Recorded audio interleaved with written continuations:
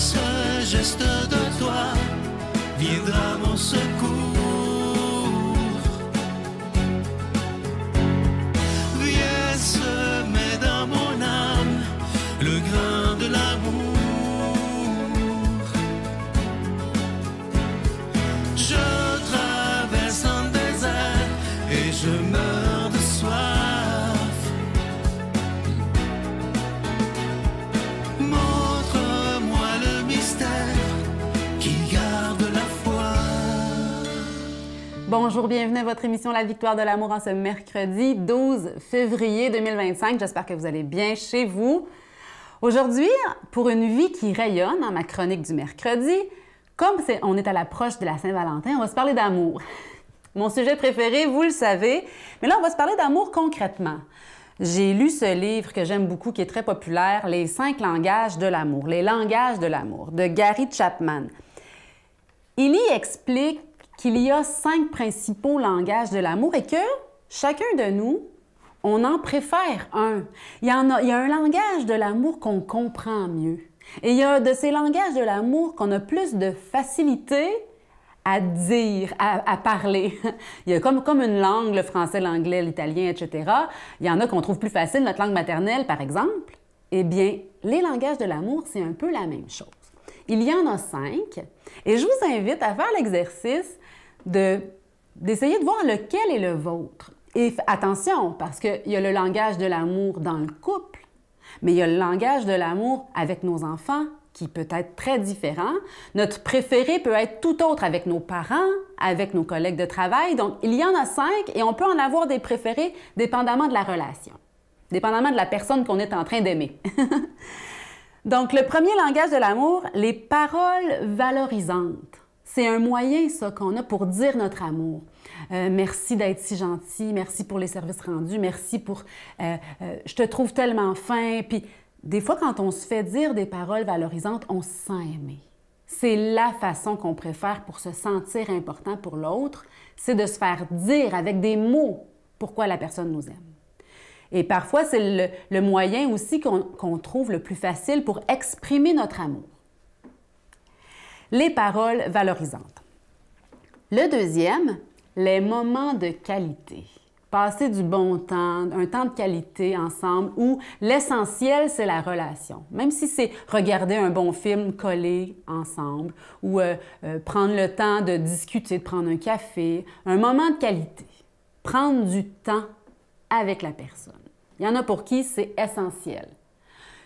Avec certains amis, on le sait qu'on s'aime, on se voit pas, on prend pas de temps ensemble, puis pourtant, on se parle 2 minutes, puis l'amour est toujours là. Parfois, les moments de qualité, c'est essentiel, puis d'autres fois moins. C'est un des langages. Donc, le premier, les paroles valorisantes. Ensuite, les moments de qualité. Troisièmement, les cadeaux. Parfois, c'est un moyen d'aimer qu'on trouve facile. C'est un langage facile. Acheter un cadeau ou recevoir un cadeau, parfois, c'est essentiel. C'est notre moyen préféré. Est-ce que c'est le vôtre? Bonne question. Les paroles valorisantes, les moments de qualité, les cadeaux, les services rendus. Est-ce qu'on aime ça pour exprimer notre amour, rendre des services? Moi, je connais beaucoup de monde dans mon entourage que c'est ça leur manière d'aimer. Ils rendent des services. Et c'est donc beau. Je trouve ça magnifique. 5e langage de l'amour, le contact physique. Un beau câlin, se faire la bise, les caresses, le contact physique. Il y en a pour qui c'est essentiel aussi, pour se sentir aimé ou pour exprimer l'amour. Donc, il y a 5 langages de l'amour. Lequel est le vôtre? Lesquels sont les vôtres? Les paroles valorisantes, les moments de qualité, les cadeaux, les services rendus, les contacts physiques. Ça peut être intéressant à la veille de la Saint-Valentin de se poser la question et d'y répondre. Notre Père qui es aux cieux, que ton nom soit sanctifié, que ton règne vienne, que ta volonté soit faite sur la terre comme au ciel. Donne-nous aujourd'hui notre pain de ce jour. Pardonne-nous nos offenses, comme nous pardonnons aussi à ceux qui nous ont offensés. Et ne nous laisse pas entrer en tentation, mais délivre-nous du mal, car c'est à toi qu'appartiennent le règne, la puissance et la gloire pour les siècles des siècles. Amen. La Victoire de l'amour vous invite à célébrer 30 ans d'amour. au Centre Vidéotron de Québec, le 24 mai 2025, de 13h à 17h. Avec Mélissa Bédard, Patrick Normand, Nathalie Laure, Guylaine Tanguay et la présence exceptionnelle de Michel Thor. Témoignages et conférences avec Sœur Angèle, Dominique Bertrand, David Bernard, Christine Michaud, Martin Larocque, Claire Jacques, Victor et l'équipe de la Victoire de l'Amour.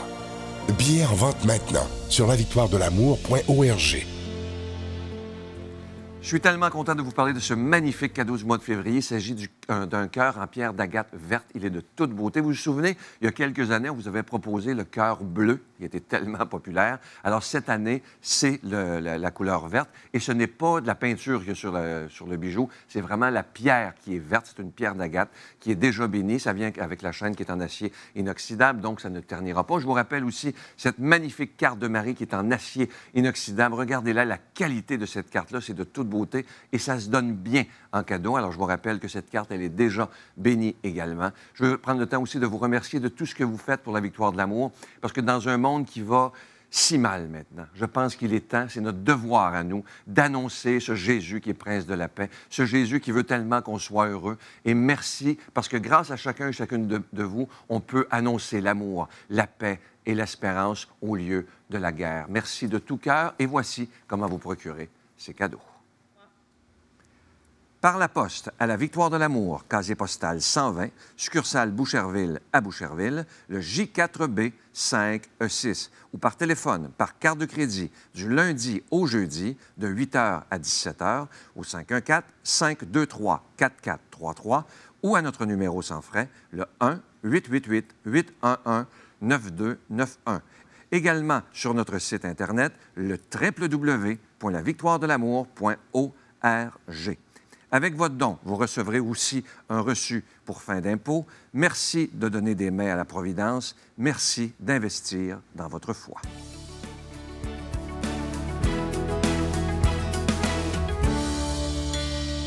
Mon Dieu, donnez-moi la sérénité d'accepter les choses que je ne peux changer, le courage de changer les choses que je peux et la sagesse d'en connaître la différence. Amen. On s'en va maintenant rejoindre l'abbé Emmanuel Zétino pour l'homélie d'aujourd'hui.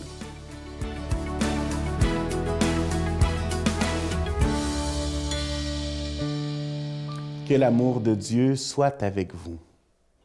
Aujourd'hui, dans l'Évangile, le Seigneur nous montre comment est-ce que de l'intérieur peuvent sortir ce qu'il dit comme inconduite, vol, meurtre, adultère, cupidité, méchanceté, fraude, débauche, envie, diffamation, orgueil et démesure.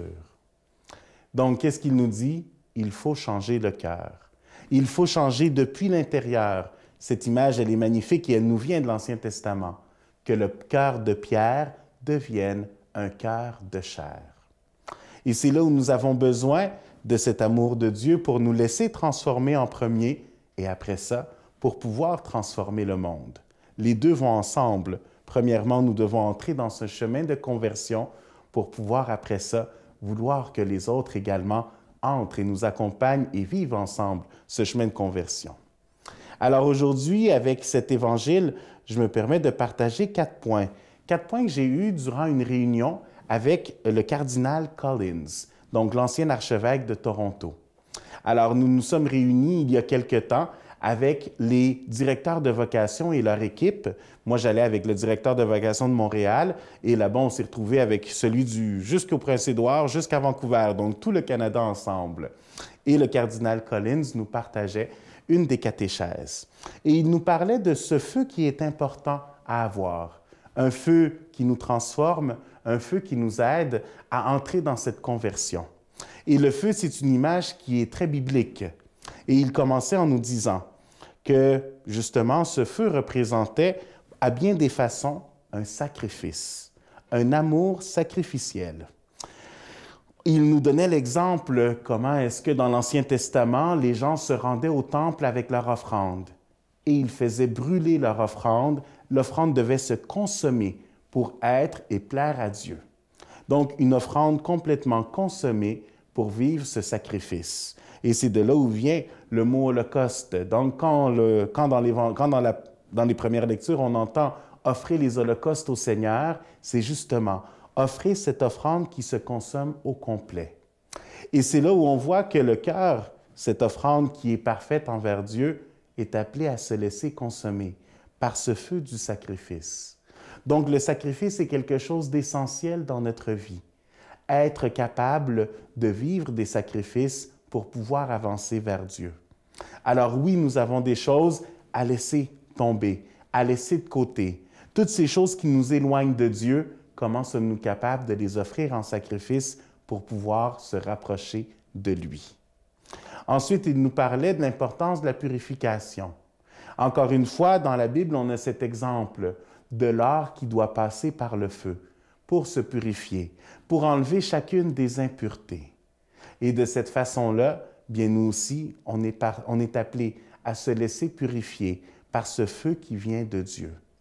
Être capable d'éliminer les choses qui ne vont pas en accord dans notre vie selon le message de Dieu. Et c'est sûr que c'est un effort quotidien, mais en même temps, c'est quelque chose qui nous aide à avancer et à nous laisser transformer. Après ça, dans cet exemple du feu, il continue en nous disant « Regardez le feu de la Pentecôte », parce que ce feu devient un zèle, un feu qui se propage, mais qui ne détruit pas. Et c'est magnifique parce que c'est vrai que dans la Pentecôte, ce feu qui se multiplie sur les apôtres devient un signe d'unité pour l'Église. Et c'est là où ce zèle, cette force de pouvoir aller annoncer cette bonne nouvelle, défait la peur et défait la crainte, défait tout ce qu'il y avait avant pour pouvoir annoncer cette parole du Christ. Et après ça, il nous parlait du feu qui révèle mystère et majesté. Il nous parlait qu'il fallait découvrir, un peu comme Moïse dans ce buisson ardent, le buisson qui brûlait, mais qui ne se consommait pas. Et comment est-ce que Moïse a compris ce mystère? On ne le sait pas. Et possiblement, il ne l'a pas vraiment compris, mais il a écouté à travers la parole de Dieu.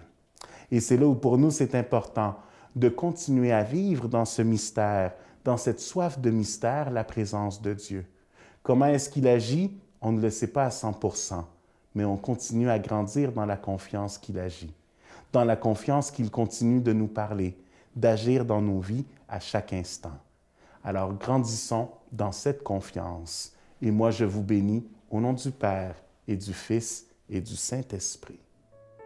Je vous salue Marie, pleine de grâce. Le Seigneur est avec vous. Vous êtes bénie entre toutes les femmes, et Jésus, le fruit de vos entrailles, est béni. Sainte Marie, Mère de Dieu, priez pour nous pécheurs, maintenant et à l'heure de notre mort. Amen.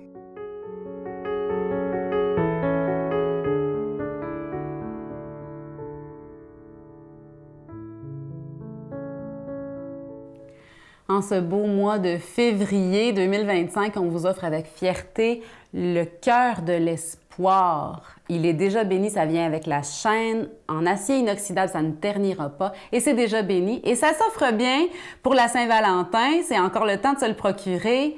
C'est en pierre d'agate verte, donc c'est pas de la peinture, c'est pas peint, c'est vraiment vert, une pierre d'agate verte jusqu'en son centre. Donc il se porte merveilleusement bien, je l'aime beaucoup. On vous offre aussi comme cadeau du mois les cartes, la carte de Jésus, en acier inoxydable aussi, et celle de la Vierge Marie, qui s'offre bien aussi. Elle nous dit « Mon enfant, je suis toujours près de toi et je t'aime, ta mère ». Merci pour vos précieux dons qui soutiennent la victoire de l'amour. Ça nous permet de continuer d'annoncer la bonne nouvelle de l'amour de Dieu à la télévision et sur Internet. Sans votre participation, tout cela serait impossible. Merci de votre générosité. Bonne journée. Ce que je crois n'est pas ce que je sais. Depuis que je crois, je ne sais rien de plus. Mais j'habite mon ignorance d'une façon différente. Si Dieu existe et qu'il t'aime comme tu aimes les oiseaux, comme un fou, comme un ange, tu peux marcher enfin sur les étoiles.